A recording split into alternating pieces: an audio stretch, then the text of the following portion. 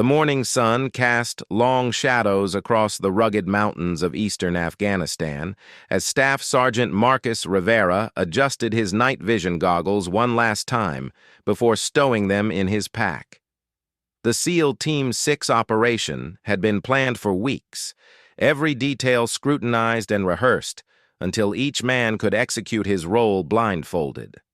Their target was a high-value compound nestled in a valley that intelligence reports claimed housed a key Taliban commander responsible for coordinating attacks against coalition forces.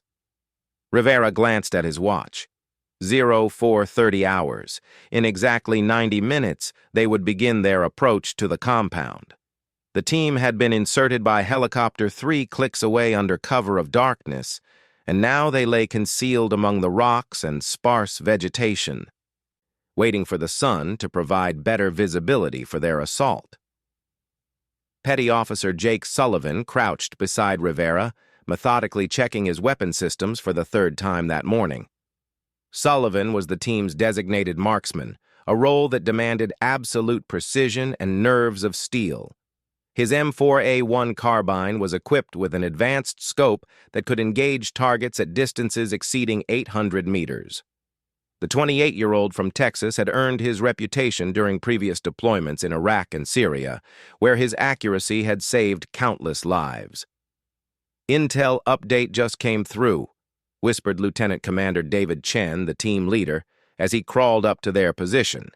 Chen had been leading special operations teams for over 8 years, and his calm demeanor under pressure had earned him the respect of every operator under his command.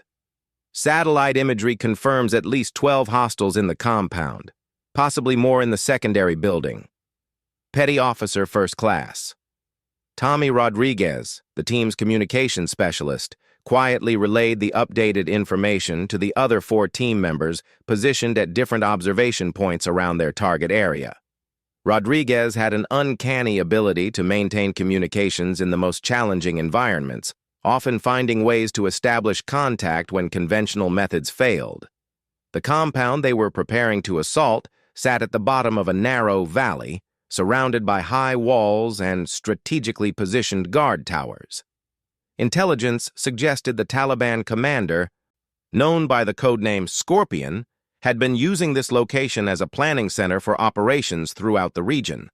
Eliminating him would significantly disrupt enemy activities and potentially save dozens of American and coalition lives. Petty Officer Second Class Mike Thompson, the team's explosives expert, had spent the previous evening studying the compound's layout and identifying the optimal breach points.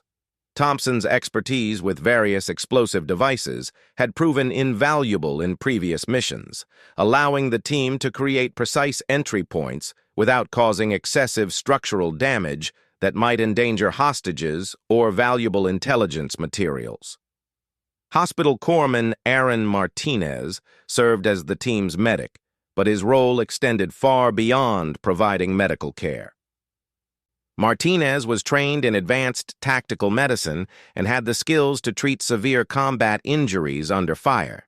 His medical bag contained everything from basic first aid supplies to emergency surgical equipment, and every team member knew they could count on him if the mission went sideways. As the sun climbed higher, Rivera used his binoculars to study the compound's defenses.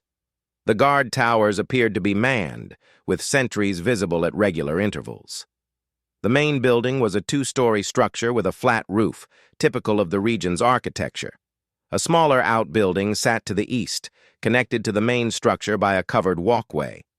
The entire compound was surrounded by a wall approximately 10 feet high, topped with razor wire. "Movement in the east tower," Sullivan reported quietly, tracking a figure through his scope. "Single sentry, AK-47, appears alert, but not specifically watching our direction." Chen nodded and continued his own observation of the compound. The mission parameters were clear: capture or eliminate Scorpion, gather any available intelligence materials, and extract without casualties. The rules of engagement allowed for lethal force against any armed hostiles, but the team was under strict orders to minimize civilian casualties. Rodriguez received another communication from their Tactical Operations Center. "Boss," he whispered to Chen, "Talk confirms the target is likely in the main building, second floor, northeast corner room. They've been monitoring communications intercepts that suggest he's planning something big for next week." The intelligence was based on weeks of surveillance, including intercepted radio communications and human intelligence sources who had provided crucial information about Scorpion's movements and habits. The Taliban commander was known to be extremely cautious, rarely staying in the same location for more than a few days. This operation represented their best chance to eliminate him before he could disappear again. Thompson had identified a section of the compound's east wall where the structure appeared weakest. His plan involved using a shaped charge to create a man-sized breach point, allowing the team to enter quickly and quietly. The explosion would be precisely calculated to minimize noise while creating an adequate entry point. Martinez checked his medical supplies one final time, ensuring everything was properly secured and easily accessible. In addition to his medical equipment, he carried a secondary weapon and enough ammunition to engage in sustained combat if necessary. Every SEAL was cross-trained in multiple specialties, ensuring the team could adapt to unexpected situations. Rivera felt the familiar pre-mission tension building in his chest. Despite years of experience and countless successful operations, the minutes before an assault always brought a heightened sense of awareness and anticipation. Every sense became sharper, every sound more distinct, every movement more deliberate. The team's intelligence briefing had revealed that Scorpion was not operating alone. Several lieutenant commanders worked under his direction, coordinating different aspects of Taliban operations throughout the region. If the SEALs could capture him alive, the intelligence value would be enormous. However, the mission parameters made it clear that elimination was acceptable if capture proved impossible or too dangerous. Sullivan continued his surveillance through the scope, methodically cataloging every detail of the compound's defenses. He identified 3 distinct guard positions, each manned by armed sentries who appeared to be following a regular patrol pattern. The guards seemed relaxed, suggesting they were not expecting any immediate threat. "Guard rotation every 30 minutes, Sullivan reported. "East Tower sentry just returned to his position. West Tower appears unmanned at the moment, but there's definitely someone in the main courtyard." Chen processed this information, mentally adjusting the team's approach plan. The unmanned West Tower represented an opportunity for a stealthier entry, but it could also indicate that the guards were being rotated more frequently than intelligence had suggested. He decided to maintain their original plan, but remain flexible enough to adapt if the situation changed. Rodriguez established a secure communication link with their helicopter extraction team, confirming the pickup location and timing. The extraction point was located 2 kilometers north of the compound, in an area that provided adequate cover and multiple exit routes if ground extraction became necessary. The morning air was crisp and clear, with minimal wind that would favor Sullivan's accuracy if long-range shots became necessary. Weather conditions were optimal for the operation, with good visibility and low probability of precipitation that might complicate their movements. Thompson began preparing his breaching charges, carefully measuring and shaping the explosive components according to his calculations.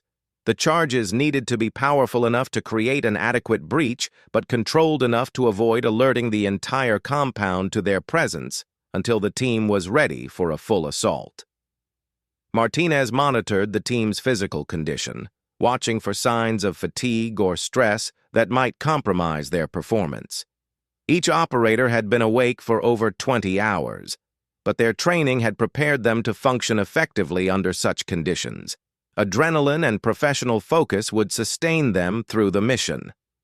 Rivera checked his primary weapon, a modified M4A1 carbine equipped with night vision compatibility and various tactical accessories.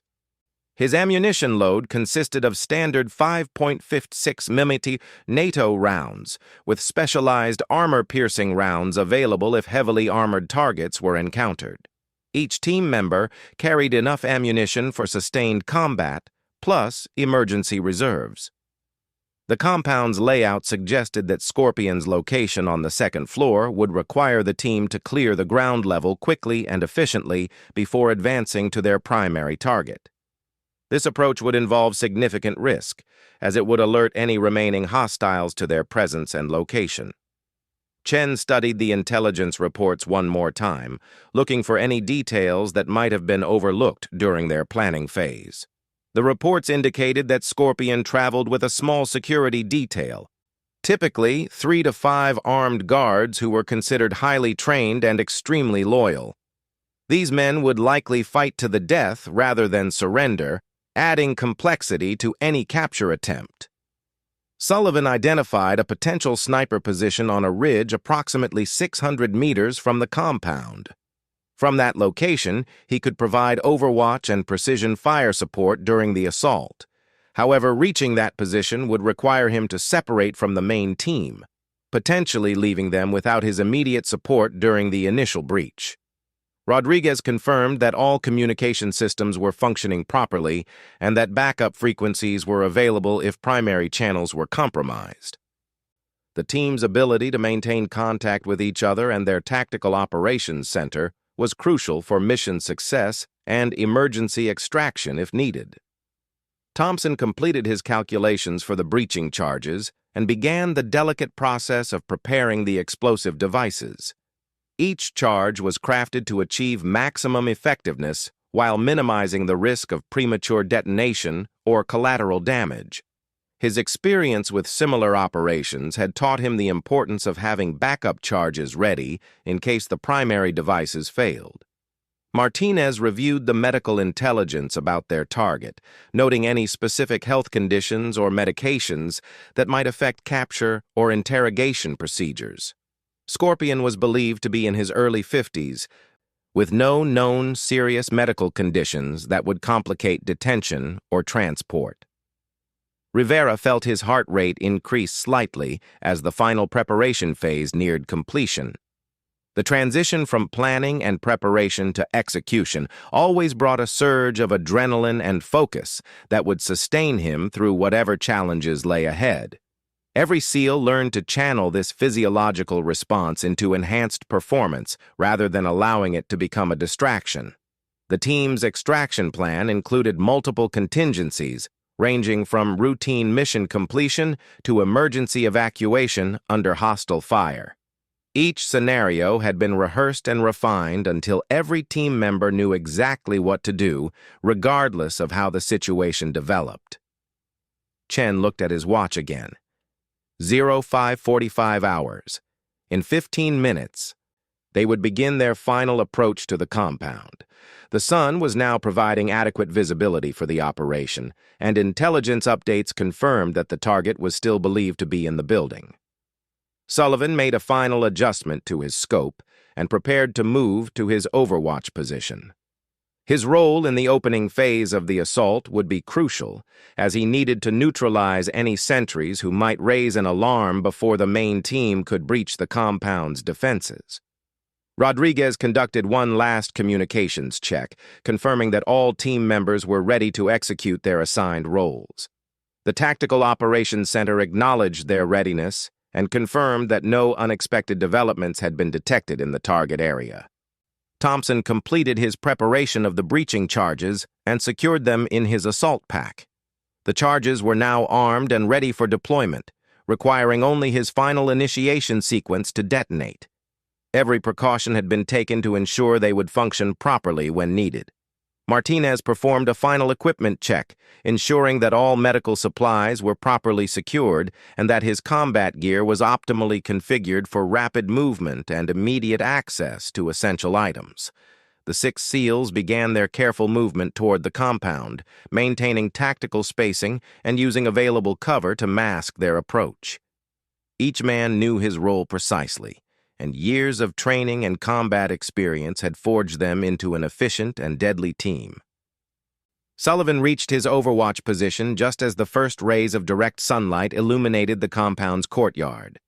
Through his scope, he could see the morning routine beginning inside the walls. 2 guards were visible, one in the east tower and another patrolling the ground level near what appeared to be a vehicle maintenance area. The scene looked deceptively peaceful, like any rural compound going about its daily business. "Overwatch in position," Sullivan whispered into his radio. "I have eyes on 2 hostiles. Both appear routine. No unusual activity detected." Rivera led the main assault team toward the east wall where Thompson would place his breaching charge. They moved carefully through the rocky terrain, using natural depressions and scattered boulders to mask their approach. Each step was calculated to minimize noise and avoid creating dust clouds that might be visible from the guard towers.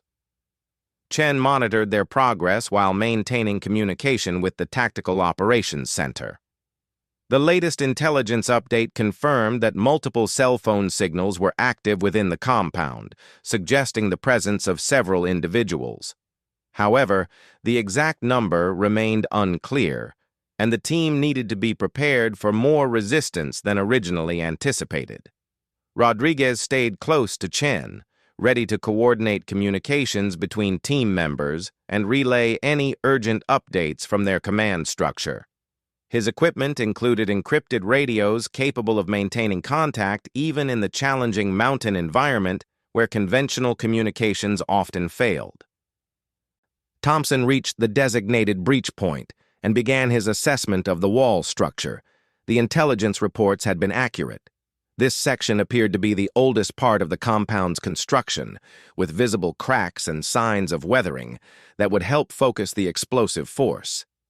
He carefully positioned his shaped charge to create a man-sized opening while minimizing the noise signature. Martinez maintained security for Thompson while he worked, scanning the surrounding area for any signs that their presence had been detected. The medic's position also gave him a clear view of potential casualty collection points and evacuation routes if the mission encountered unexpected complications. "Charge placed and ready," Thompson reported quietly. 30-second delay from initiation signal. Chen acknowledged and checked his watch. 0600 hours exactly. The assault would begin in 3 minutes, allowing time for each team member to reach their final positions. Sullivan would eliminate the visible sentries, Thompson would breach the wall, and the assault team would flow into the compound with predetermined sectors of responsibility.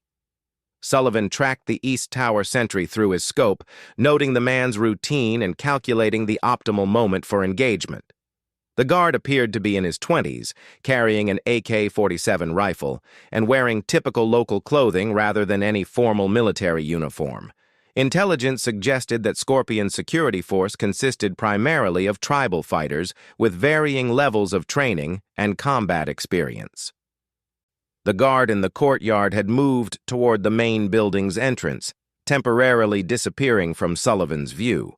This created a tactical challenge, as the sniper needed to account for both visible and potentially hidden targets when the assault began. Combat experience had taught him that unseen enemies were often more dangerous than those he could track through his scope. Rivera positioned himself at the breach point with the other assault team members spread in a tactical formation that would allow rapid entry and efficient clearing of the compound's interior spaces. Each SEAL carried flashbang grenades designed to disorient defenders and create tactical advantages during close-quarters combat.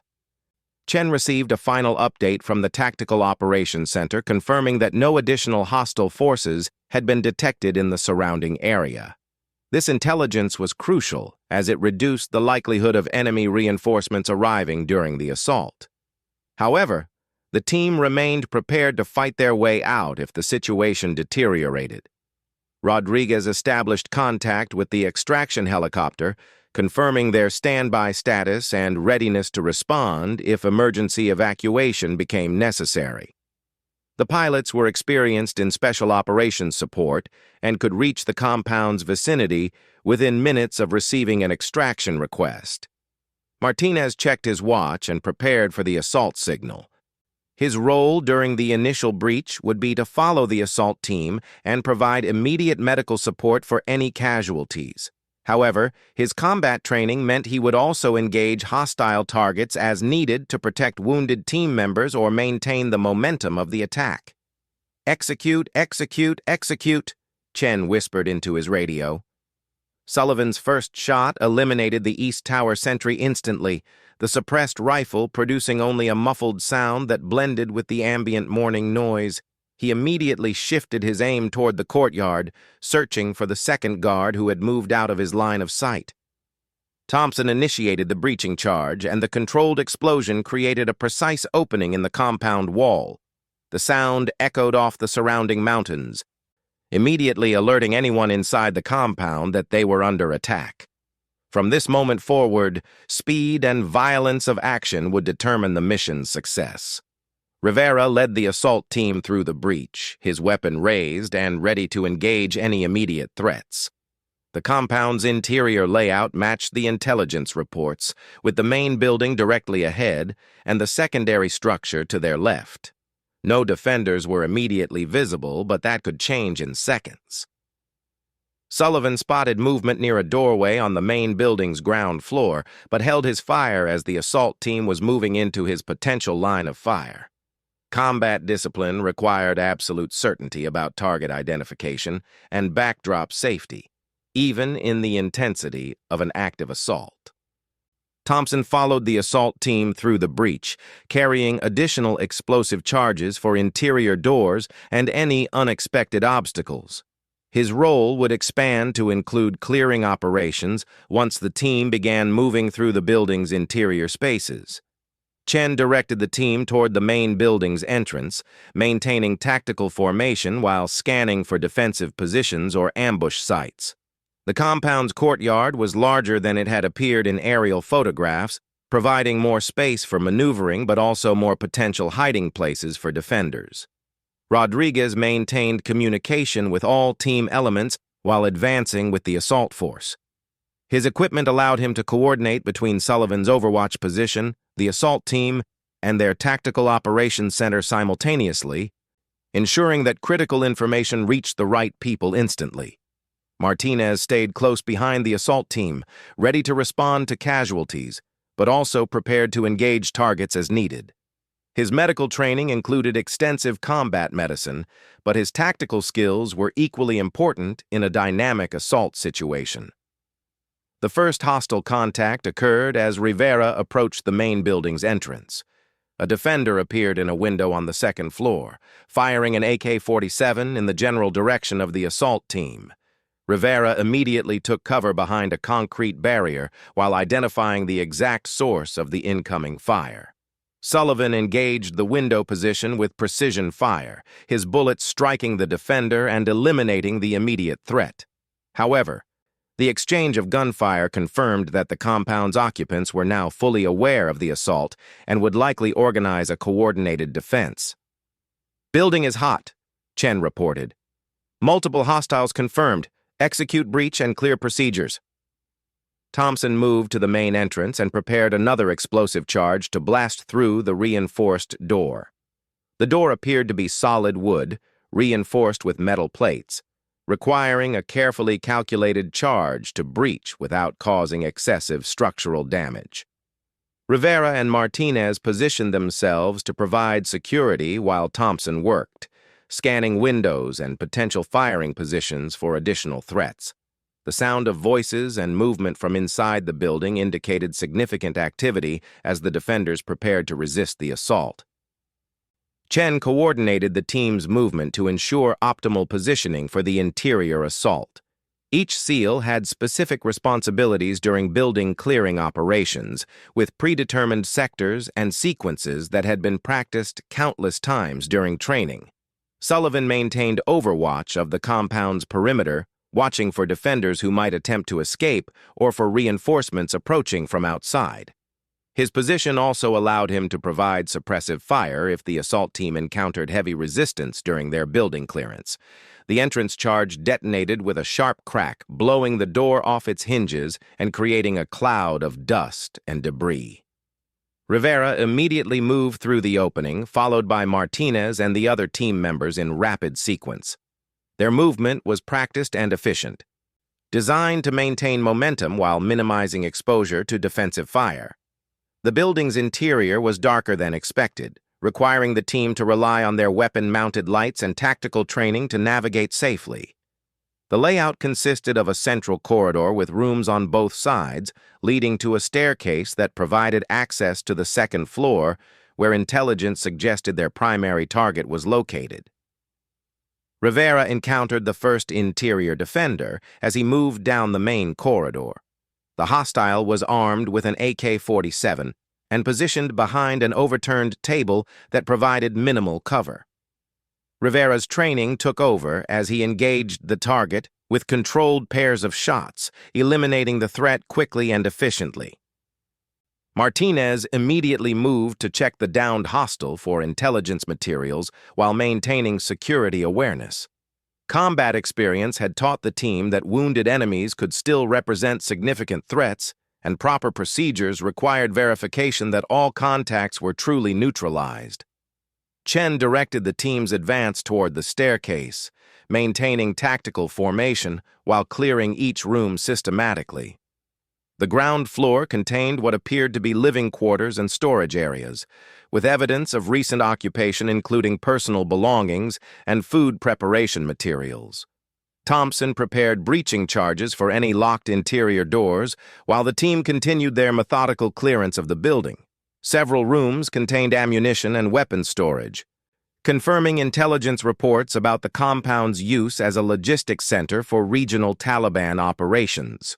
Sullivan reported movement in the secondary building, indicating that additional hostiles were present and potentially organizing a counterattack.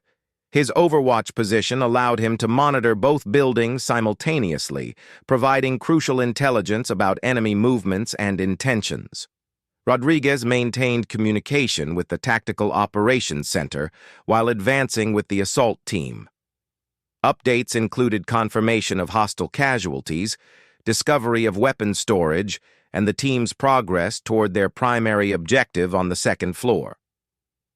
The team reached the staircase leading to the second floor, where intelligence suggested Scorpion was located.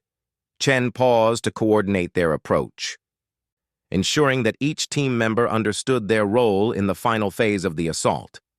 The stairs represented a natural choke point where defenders could concentrate their fire, requiring careful tactical planning. Rivera led the advance up the staircase, using his weapon light to illuminate the upper landing, while remaining ready to engage any immediate threats. The second floor appeared to have a similar layout to the ground level, with a central corridor and multiple rooms that would need to be cleared individually. Martinez followed closely behind Rivera, prepared to provide medical support and additional firepower as needed. The team's movement up the stairs was deliberately slow and methodical, designed to minimize their exposure to defensive fire from the upper level. Chen received an urgent communication from Sullivan indicating that armed individuals were moving toward the compound from an external location. This development suggested that reinforcements were arriving, potentially complicating the team's extraction and increasing the urgency of locating their primary target. Thompson prepared additional charges for the second-floor operations while monitoring the team's rear security. His role included ensuring that no defenders could approach from behind while the assault team focused on clearing the upper level. The second floor contained multiple occupied rooms, with evidence of recent activity, including communications equipment and what appeared to be planning materials. However, the initial rooms cleared did not contain their primary target, requiring the team to continue their systematic search. Rodriguez coordinated with the Tactical Operations Center to request immediate extraction preparation, given the reported approach of potential enemy reinforcements. The helicopter crew acknowledged the request and began moving toward the extraction point, reducing their response time if emergency evacuation became necessary. Sullivan engaged targets in the secondary building as armed individuals attempted to move toward the main structure. His precision fire prevented the defenders from organizing an effective counterattack, but ammunition considerations required him to be selective about his target engagement. Martinez discovered intelligence materials in one of the cleared rooms, including maps and communications logs that could provide valuable information about Taliban operations in the region. However, mission priorities required the team to focus on locating their primary target before conducting detailed intelligence collection. Chen directed the team toward the northeast corner room, where intelligence suggested Scorpion was most likely located. This room was larger than the others and appeared to be configured as both living quarters and a command center, with multiple communications devices and planning materials visible. Rivera approached the target room's door, noting that it was closed and possibly reinforced. The team prepared for what could be the most dangerous phase of their mission, as their primary target would likely be defended by his most loyal and capable security personnel. Thompson positioned a precise breaching charge on the door, while the assault team prepared for immediate entry. The charge was calculated to breach the door without causing excessive damage to anyone who might be inside, preserving the possibility of capturing their target alive. As the team prepared for the final assault, none of them anticipated the sound of footsteps approaching from the staircase behind them. The footsteps were light, almost hesitant, and distinctly different from the heavy boots of armed fighters they had been engaging throughout the compound. Martinez was the first to notice the approaching sounds, and he turned to investigate while maintaining his weapon at the ready. What he saw in the dim corridor light would change everything about their mission and challenge every assumption they had made about the situation they were facing. A figure appeared at the top of the staircase, moving slowly and with obvious uncertainty. The approaching person was clearly not an armed combatant, and the team faced an immediate decision about how to respond to this unexpected development. The figure emerging from the stairway was a young woman, approximately 25 years old, wearing traditional local clothing that was torn and stained with what appeared to be blood. Her hands were raised in surrender, and her eyes showed the unmistakable signs of terror and exhaustion. She moved with the careful, hesitant steps of someone who had witnessed unspeakable violence and was desperately hoping for rescue rather than more brutality. Martinez immediately lowered his weapon and held up his hand to signal the other team members. His medical training had taught him to recognize victims of trauma, and every indicator suggested this woman was not a combatant, but rather someone who had been caught in the middle of whatever violent events had recently occurred in the compound. "Don't shoot," the woman whispered in accented but clear English.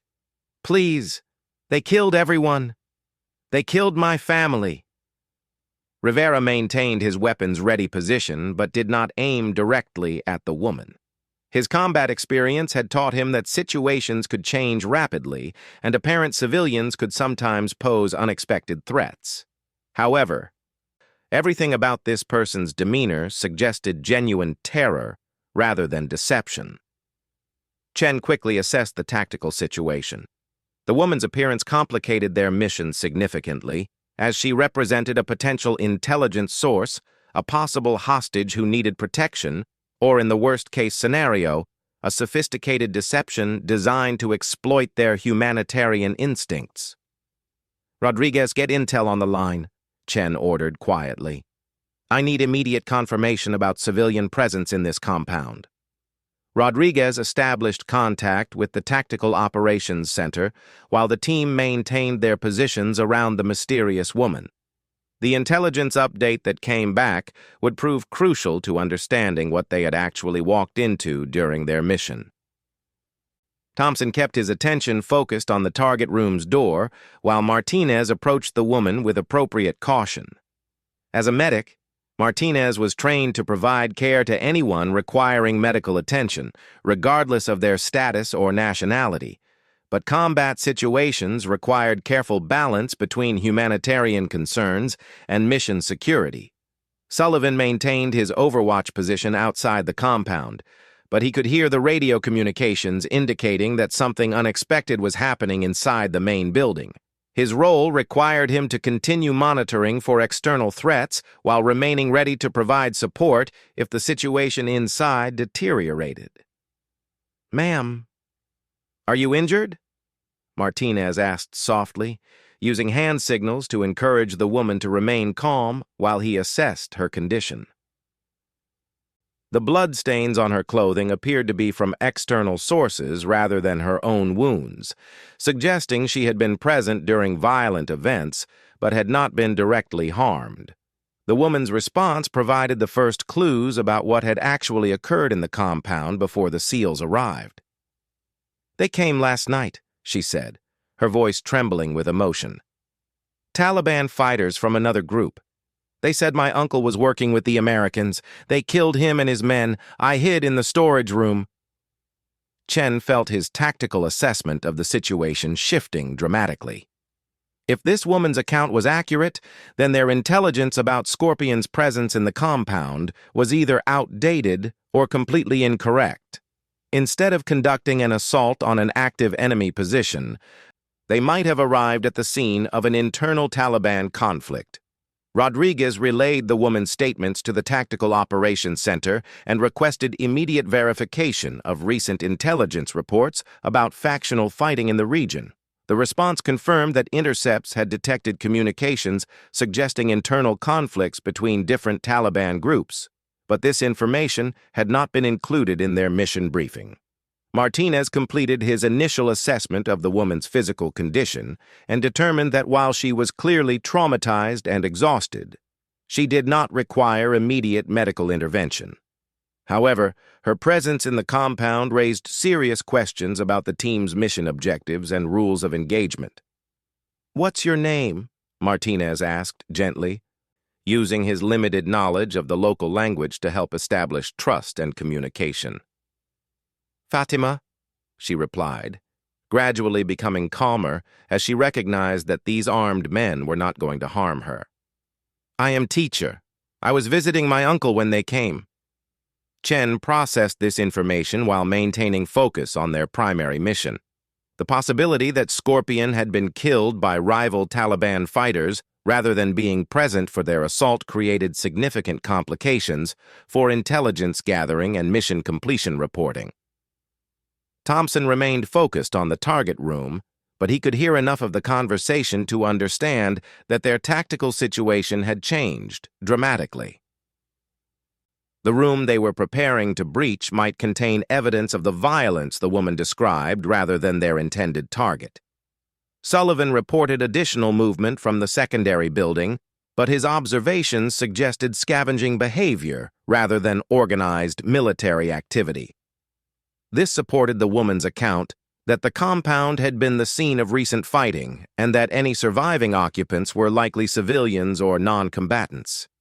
Rivera maintained security while Chen made critical decisions about how to proceed. Military protocols required the team to complete their mission objectives, but humanitarian considerations demanded that they protect innocent civilians and gather accurate intelligence about what had actually occurred. "Rodriguez, patch me through to command," Chen ordered. "I need to speak with someone who can authorize mission modification based on changed circumstances." The communication with higher command levels took several minutes to establish, during which time Martinez continued to provide basic care and reassurance to Fatima, while the other team members maintained their tactical positions. The delay created additional risk, as prolonged presence in the compound increased their exposure to potential enemy reinforcement or discovery. Thompson decided to breach the target room to gather intelligence about what had happened during the night, regardless of whether Scorpion was actually present. His carefully placed charge opened the door with minimal noise, revealing a scene that confirmed the woman's account of violent conflict. The room contained evidence of a fierce gunfight, with bullet holes in the walls and clear signs that multiple individuals had been killed. Personal belongings were scattered throughout the space, and documents appeared to have been hastily searched through by whoever had survived the conflict. Martinez found identification materials that confirmed the presence of the Taliban commander they had been seeking, but the man was among the casualties of the internal fighting. Scorpion's body showed multiple gunshot wounds, and the scene suggested he had been executed after being wounded rather than killed during the initial fighting. Rivera secured several intelligence items that appeared to have been overlooked by whoever had searched the room previously. These materials included communications logs, planning documents, and what appeared to be contact information for other Taliban commanders in the region. Chen received authorization from command to modify their mission objectives based on the changed tactical situation. Their new priorities included extracting the civilian witness, gathering all available intelligence materials, and conducting battle damage assessment to determine what had actually occurred. Sullivan maintained overwatch while the team prepared for extraction, but his attention now focused on protecting potential civilian refugees rather than engaging enemy combatants. The tactical situation had transformed from an offensive operation into a humanitarian rescue mission. Rodriguez coordinated with the helicopter extraction team to modify their pickup procedures to accommodate a civilian passenger. This required additional safety briefings and equipment adjustments to ensure the woman could be transported safely without compromising the team's security. Thompson gathered explosive materials and weapons that had been left behind by the Taliban fighters, ensuring that these dangerous items could not be recovered by other hostile groups. His demolition expertise allowed him to safely handle unstable ammunition and improvised explosive devices. Martinez provided Fatima with basic medical supplies and additional clothing to help her cope with the stress of helicopter extraction. His experience with civilian casualties had taught him that psychological care was often as important as physical treatment in these situations.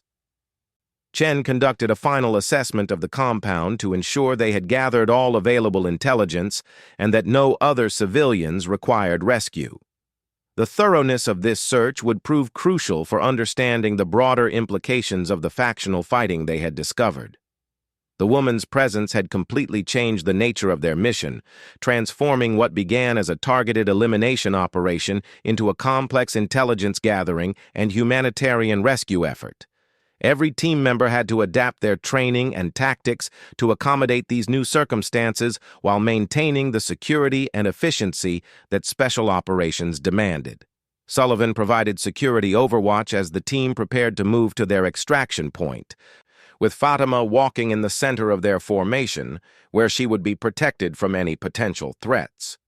Her cooperation and intelligence about recent events in the compound would prove valuable for understanding broader Taliban organizational dynamics. Rodriguez maintained communication with multiple command levels as they moved toward the helicopter pickup zone, ensuring that appropriate intelligence analysts and humanitarian personnel would be ready to debrief Fatima and process the materials they had recovered from the compound. Thompson conducted controlled demolitions to deny the compound's remaining resources to any future hostile use, but his procedures were modified to ensure that evidence of the factional fighting was preserved for later investigation by intelligence specialists. Martinez monitored Fatima's condition during their movement to the extraction point, watching for signs of shock or exhaustion that might require immediate intervention.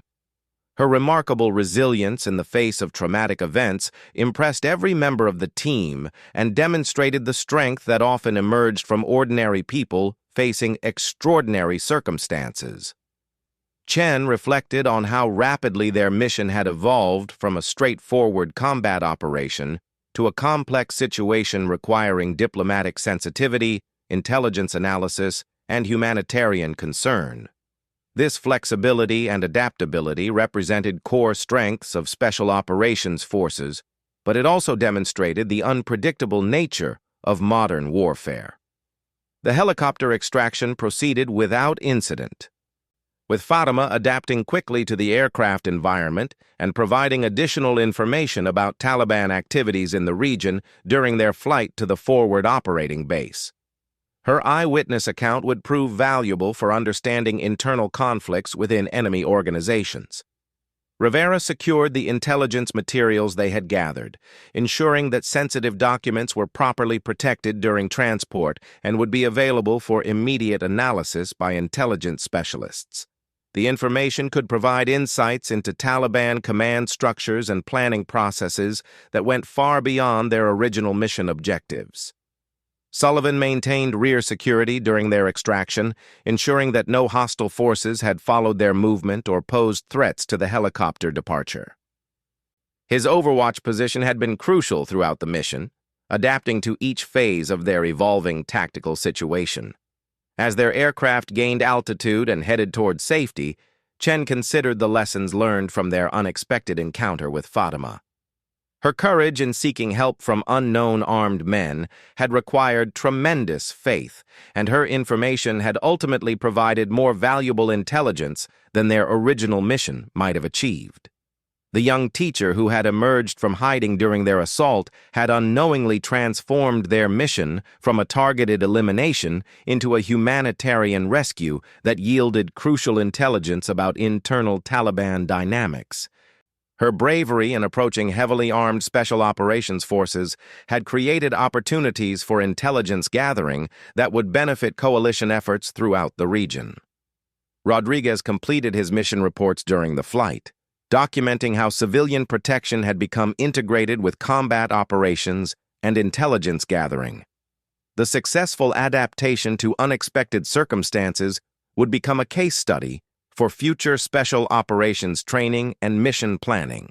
Thompson reflected on how his role had expanded from combat engineering to humanitarian support, demonstrating the diverse skills required of modern special operations forces. The mission's evolution had required every team member to adapt their specialized training to meet unexpected challenges while maintaining their primary operational effectiveness. Martinez considered the medical and psychological care requirements for civilian witnesses of violent conflict, recognizing that his training would need to expand beyond combat medicine to include humanitarian support capabilities. Fatima's resilience had been remarkable, but not every civilian survivor would adapt as successfully to rescue operations. The woman who had walked into their kill zone with hands raised and hope in her eyes had ultimately provided them with more valuable intelligence than months of surveillance and planning had achieved. Her survival and testimony would contribute to understanding enemy operations and potentially preventing future attacks against coalition forces and innocent civilians throughout the region. As they approached their base, each team member recognized that their encounter with Fatima represented both the complexity and the ultimate purpose of their mission, protecting innocent people from violence while gathering the intelligence necessary to prevent future conflicts. Her courage in trusting them had created a mission success that exceeded their original objectives and demonstrated why adaptability remained the most important skill in special operations warfare.